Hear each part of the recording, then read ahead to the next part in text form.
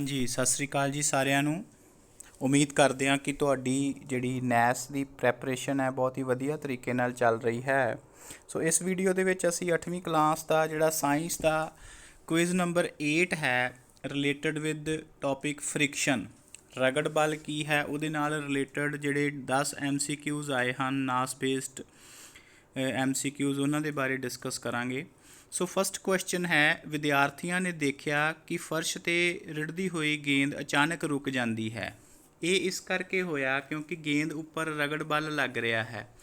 ਰਗੜ ਬਲ ਕਿਸ ਕਿਸਮ ਦਾ ਹੈ? Student observe that a ball is moving slowly on a floor and in the end it stops suddenly due to frictional force. What is the type of this frictional force? ਹੁਣ ਅਸੀਂ ਆਮ ਘਰਾਂ ਦੇ ਵਿੱਚ ਵੀ ਦੇਖਦੇ ਹਾਂ ਕਿ ਕੋਈ ਬੋਲ ਹੈ, ਜੇ ਆਪਾਂ ਉਹਨੂੰ ਰੇੜਿਆ ਹੈ ਤੇ ਕੁਛ ਦੂਰ ਜਾ ਕੇ ਜਿਹੜੀ ਬੋਲ ਹੈ ਉਹ ਰੁਕ ਜਾਂਦੀ ਹੈ। ਉਹ ਕਿਉਂ ਹੁੰਦਾ ਹੈ? ਉਹ ਸਾਨੂੰ ਪਤਾ ਹੈ that is due to frictional force. ਹੁਣ ਬੇਟਾ ਜੀ ਜਿਹੜੀ ਫ੍ਰਿਕਸ਼ਨ ਹੈ, ਰਗੜ ਹੈ, ਉਹ ਕਿਹਦੇ ਕਰਕੇ ਲੱਗ ਰਹੀ ਹੈ ਕਿ ਜਿਹੜੀ ਬੋਲ ਦਾ ਸਰਫੇਸ ਦੇ ਨਾਲ ਕੰਟੈਕਟ ਹੋ ਰਿਹਾ ਹੈ। ਸੋ ਕਿਹੜੇ ਤਰ੍ਹਾਂ ਦੀ ਫ੍ਰਿਕਸ਼ਨਲ ਫੋਰਸ ਜਿਹੜੀ ਹੈ, ਕਿਸ ਤਰ੍ਹਾਂ ਦੀ ਫੋਰਸ ਹੈ? ਇਹ ਇੱਕ ਤਰ੍ਹਾਂ ਦੀ ਕੰਟੈਕਟ ਫੋਰਸ ਹੈ, ਸੰਪਰਕ ਬਲ ਹੈ। ਸੋ ਆਪਸ਼ਨ ਏ ਜਿਹੜੀ ਹੈ that is the right answer of this question. Second question, ਕਿਸੇ ਮੁਲਾਇਮ ਅਤੇ ਗਿੱਲੇ ਫਰਸ਼ ਉੱਤੇ ਚੱਲਣਾ ਮੁਸ਼ਕਲ ਕਿਉਂ ਹੁੰਦਾ ਹੈ? Why is it difficult to walk on a smooth and wet floor? Options are ਰਗੜ ਬਲ ਵੱਧ ਹੋਣ ਕਾਰਨ, ਰਗੜ ਬਲ ਘੱਟ ਹੋਣ ਕਾਰਨ, ਗੁਰੂਤਾ ਬਲ ਕਾਰਨ, ਇਹਨਾਂ ਵਿੱਚੋਂ ਕੋਈ ਨਹੀਂ। ਹੁਣ ਬੇਟਾ ਜੀ ਅਸੀਂ ਆਮ ਸਾਡੇ ਘਰ ਦੇ ਵਿੱਚ ਮੰਮੀ ਪਾਪਾ ਕਹਿੰਦੇ ਹਨ ਕਿ ਜੇ ਮਾਰਬਲ ਵਾਲਾ ਫਲੋਰ ਹੈ, ਜੇ ਉੱਤੇ ਪਾਣੀ ਡਿੱਗਿਆ ਹੋਇਆ ਹੈ ਤੇ ਉੱਥੇ ਕੀ ਹਨ ਕਿ ਸਾਡੇ ਤਿਲਕਣ ਦੇ ਚਾਂਸਿਸ ਜ਼ਿਆਦਾ ਹੁੰਦੇ ਹਨ। ਉਹ ਬੇਟਾ ਜੀ ਕਿਉਂ ਚਾਂਸਿਸ ਹੁੰਦੇ ਹਨ?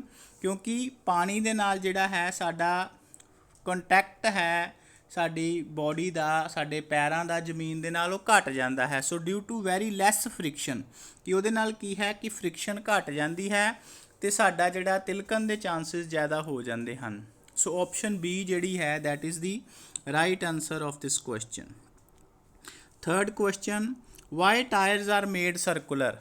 ਕਿ ਜਿਹੜੇ ਸਾਡੇ ਸਾਈਕਲ, ਬਾਈਕ ਜਾਂ ਕਾਰ ਦੇ ਟਾਇਰ ਹਨ ਉਹ ਗੋਲ ਕਿਉਂ, ਚੱਕਰਾਕਾਰ ਕਿਉਂ ਹੁੰਦੇ ਹਨ? Because rolling friction is more than sliding. Circular tyres look beautiful. Because rolling friction is less than sliding friction. None of this.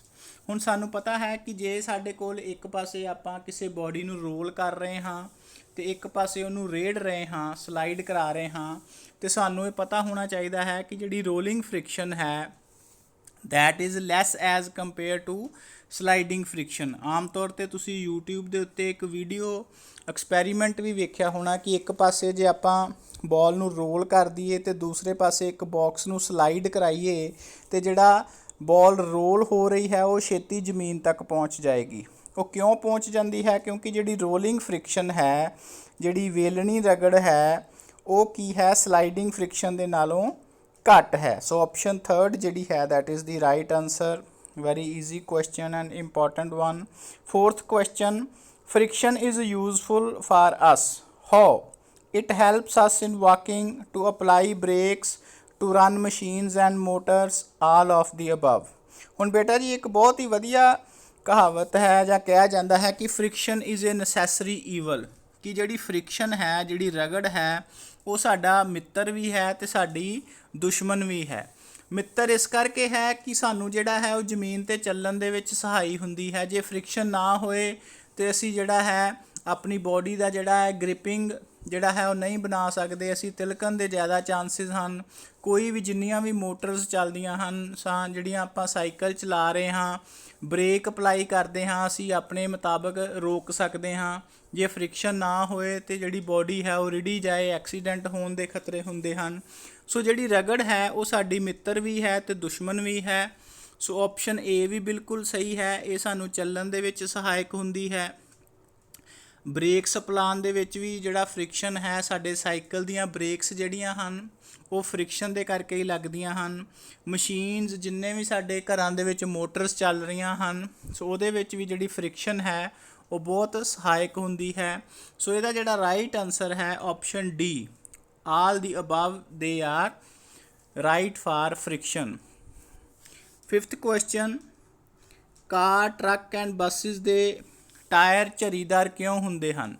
Y grooves are made in tyres of car truck and buses. ਤੁਸੀਂ ਆਮ ਤੌਰ 'ਤੇ ਆਪਣੇ ਕਾਰਾਂ ਜਾਂ ਜਿਹੜੀ ਸਾਡੇ bike ਹਨ ਉਹਨਾਂ ਦੇ ਟਾਇਰ ਤੁਸੀਂ ਜੇ ਧਿਆਨ ਦੇ ਨਾਲ ਦੇਖੋ ਉਹਨਾਂ ਦੇ ਵਿੱਚ ਅਲੱਗ-ਅਲੱਗ ਝਰੀਆਂ ਬਣੀਆਂ ਹੋਈਆਂ ਹੁੰਦੀਆਂ ਹਨ, ਗਰੂਵਸ ਹੁੰਦੇ ਹਨ। ਉਹ ਗਰੂਵਸ ਕਾਹਦੇ ਲਈ ਹੁੰਦੇ ਹਨ?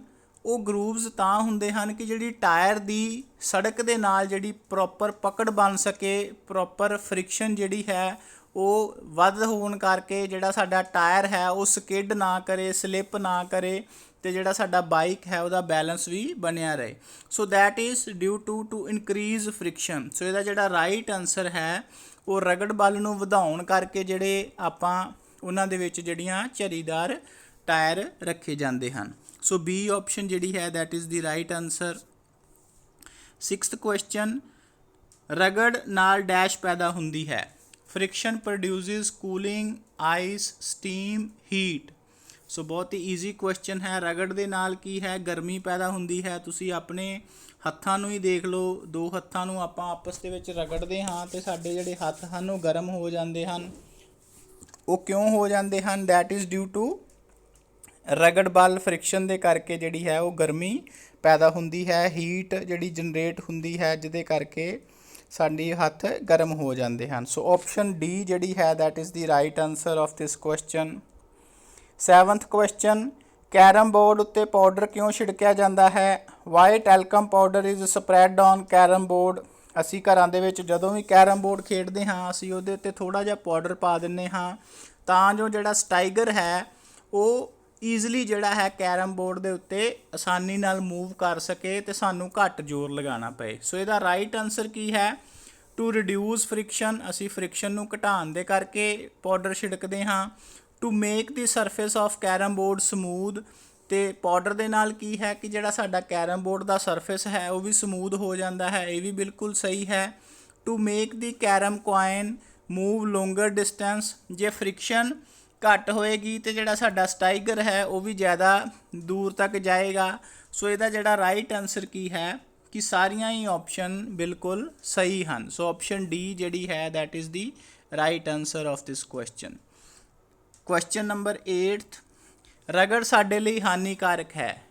Friction is harmful for us. Why it causes wear and tear. ਇਹ ਟੁੱਟ ਫੁੱਟ ਦਾ ਕਾਰਨ ਬਣਦੀ ਹੈ। ਲਾਸ ਆਫ ਐਨਰਜੀ ਹੋ ਜਾਂਦੀ ਹੈ। The heat produce during friction destroy the machine. All of the above. ਜਿਸ ਤਰ੍ਹਾਂ ਕਿ ਮੈਂ ਪਹਿਲੇ ਕਿਹਾ ਕਿ ਜਿਹੜੀ ਰਗੜ ਹੈ ਉਹ ਸਾਡੀ ਮਿੱਤਰ ਵੀ ਹੈ ਅਤੇ ਦੁਸ਼ਮਣ ਵੀ ਹੈ। ਵੀਅਰ ਐਂਡ ਟੀਅਰ, ਸਾਡੇ ਜੇ ਰਗੜ ਬਲ ਜ਼ਿਆਦਾ ਹੈ ਅਤੇ ਉਹਦੇ ਕਰਕੇ ਕੀ ਹੈ ਸਾਡੀਆਂ ਮੋਟਰ ਦੇ ਵਿੱਚ ਜੇ ਜ਼ਿਆਦਾ ਫ੍ਰਿਕਸ਼ਨ ਹੈ ਅਤੇ ਮੋਟਰਾਂ ਛੇਤੀ ਗਰਮ ਹੋ ਕੇ ਸੜ ਸਕਦੀਆਂ ਹਨ। ਐਨਰਜੀ ਜ਼ਿਆਦਾ ਲਾਸ ਹੋ ਸਕਦੀ ਹੈ, ਮੋਟਰ ਗਰਮ ਹੋ ਕੇ ਸੜ ਸਕਦੀ ਹੈ। ਫ੍ਰਿਕਸ਼ਨ ਦੇ ਕਰਕੇ ਕੀ ਹੈ ਜਿਹੜੀਆਂ ਸਾਡੀਆਂ ਮੋਟਰਾਂ ਹਨ ਮਸ਼ੀਨ ਦੀਆਂ, ਪੱਖੇ ਦੀਆਂ, ਹੀਟਰ ਦੀਆਂ, ਉਹ ਵੀ ਜਿਹੜੀਆਂ ਡਿਸਟਰੋਏ ਹੋ ਸਕਦੀਆਂ ਹਨ। ਸੋ ਜਿਹੜਾ ਇਹਦਾ ਰਾਈਟ ਆਨਸਰ ਹੈ ਆਲ the above options are right, ਜਿਹੜੀ ਜੇ ਪ੍ਰੂਵ ਕਰਦੀਆਂ ਹਨ ਕਿ ਜਿਹੜੀ ਰਗੜ ਹੈ ਉਹ ਸਾਡੇ ਲਈ ਹਾਨੀਕਾਰਕ ਹੈ। ਸੋ option D is the right answer. 9th question, machine ਦੇ ਪੁਰਜਿਆਂ ਵਿੱਚ ਰਗੜ ਬਲ ਨੂੰ ਘੱਟ ਕਰਨ ਲਈ ਕਿਸ ਪਦਾਰਥ ਦੀ ਵਰਤੋਂ ਕੀਤੀ ਜਾਂਦੀ ਹੈ? Dash is used to reduce the friction in moving parts of the machine. Water, sand, oil or grease ਕਿ ਪੈਟਰੋਲ। ਅਸੀਂ ਆਮ ਤੌਰ 'ਤੇ ਦੇਖਿਆ ਹੁੰਦਾ ਹੈ ਕਿ ਜਿਹੜੇ ਸਾਡੇ ਦਰਵਾਜ਼ਿਆਂ ਦੇ ਕੁੰਡੇ ਕਬਜੇ ਹਨ ਉਹ ਜਦੋਂ ਜਾਮ ਹੋ ਜਾਂਦੇ ਹਨ ਆਪਾਂ ਗਰੀਸ ਲਗਾਉਂਦੇ ਹਾਂ। ਸਾਡੇ ਸਾਈਕਲ ਦੀ ਜਿਹੜੀ ਚੇਨ ਹੈ ਜੇ ਉਹ ਜਾਮ ਹੋ ਜੇ ਉਹਦੇ ਲਈ ਵੀ ਆਪਾਂ ਗਰੀਸ ਲਗਾਉਂਦੇ ਹਾਂ। ਸੋ ਆਇਲ ਜੇ ਗਰੀਸ ਲਗਾਉਣ ਦੇ ਨਾਲ ਕੀ ਹੈ ਕਿ ਆਪਸ ਦੇ ਵਿੱਚ ਜਿਹੜੀ ਸਾਡੀ ਰਗੜ ਹੈ ਉਹ ਰਗੜ ਬਲ ਘੱਟ ਜਾਂਦਾ ਹੈ, ਫ੍ਰਿਕਸ਼ਨ ਘੱਟ ਜਾਂਦੀ ਹੈ ਅਤੇ ਜਿਹੜੀ ਸਾਡੀ ਮਸ਼ੀਨਾਂ ਦੇ ਪੁਰਜੇ ਹਨ ਉਹ ਆਸਾਨੀ ਦੇ ਨਾਲ ਸਮੂਥਲੀ ਚੱਲਦੇ ਰਹਿੰਦੇ ਹਨ। ਸੋ ਸੀ ਆਪਸ਼ਨ ਜਿਹੜੀ ਹੈ that is the right answer of this question. Last question 10th, ਰਗੜ ਬਲ ਦੀ ਦਿਸ਼ਾ ਹੁੰਦੀ ਹੈ। Frictional force always act in dash direction. ਸਾਨੂੰ ਪਤਾ ਹੈ ਕਿ ਜਿਹੜੀ ਫ੍ਰਿਕਸ਼ਨਲ ਫੋਰਸ ਹੈ ਉਹ ਹਮੇਸ਼ਾ ਆਮ ਜਿਹੜੀ ਫੋਰਸ ਹੈ ਉਹਦੇ ਤੋਂ ਉਲਟ ਦਿਸ਼ਾ ਵਿੱਚ ਲੱਗਦੀ ਹੈ। ਸੋ ਫਾਰ ਐਗਜ਼ਾਮਪਲ ਜੇ ਮੇਰੇ ਕੋਲ ਬਾਕਸ ਪਿਆ ਹੈ, ਜੇ ਮੈਂ ਇਹਨੂੰ ਇਸ ਡਾਇਰੈਕਸ਼ਨ ਦੇ ਵਿੱਚ ਫੋਰਸ ਲਗਾ ਰਿਹਾ ਹਾਂ ਅਤੇ ਜ਼ਮੀਨ ਦੇ ਉੱਤੇ ਜਿਹੜੀ ਫ੍ਰਿਕਸ਼ਨ ਲੱਗ ਰਹੀ ਹੈ ਉਹ ਫੋਰਸ ਦੇ ਓਪੋਜ਼ਿਟ ਲੱਗ ਰਹੀ ਹੈ, ਜਾਂ ਜਿਹੜੀ ਡਾਇਰੈਕਸ਼ਨ ਦੇ ਵਿੱਚ ਆਬਜੈਕਟ ਮੂਵ ਕਰ ਰਿਹਾ ਹੈ ਉਹਦੇ ਤੋਂ ਆਪੋਜ਼ਿਟ ਡਾਇਰੈਕਸ਼ਨ ਦੇ ਵਿੱਚ ਲੱਗ ਰਹੀ ਹੈ। ਸੋ ਇਹਦਾ ਜਿਹੜਾ ਬਿਲਕੁਲ ਸਹੀ ਆਨਸਰ ਹੈ ਆਪਸ਼ਨ ਡੀ ਜਿਹੜੀ ਹੈ, friction is always act in opposite direction to the direction of motion। So D option ਜਿਹੜਾ ਹੈ that is the right one। I hope ਕਿ ਤੁਹਾਨੂੰ ਜਿਹੜਾ ਇਹ ਰਗੜ ਦੇ ਨਾਲ ਰਿਲੇਟਡ ਨਾਸ ਬੇਸਡ MCQs ਹਨ ਉਹ ਪੂਰੀ ਤਰ੍ਹਾਂ ਨਾਲ ਸਮਝ ਆ ਗਏ ਹਨ। ਸੋ if you have any doubt you can right in this comment section. And ਜੇ ਤੁਹਾਨੂੰ ਇਹ ਵੀਡੀਓ ਚੰਗੀ ਲੱਗੀ, click the like button, subscribe to our YouTube channel, join our Telegram channel and share this video to all other 8th class students ਤਾਂ ਜੋ ਜਿਹੜੀ ਉਹ ਆਪਣੀ ਨਾਸ ਦੀ ਜਿਹੜੀ ਤਿਆਰੀ ਹੈ ਬਹੁਤ ਹੀ ਵਧੀਆ ਢੰਗ ਦੇ ਨਾਲ ਕਰ ਸਕਣ। ਸੋ ਮਿਲਦੇ ਹਾਂ ਬੇਟਾ ਜੀ ਅਗਲੀ ਵੀਡੀਓ ਦੇ ਵਿੱਚ। Till then good bye.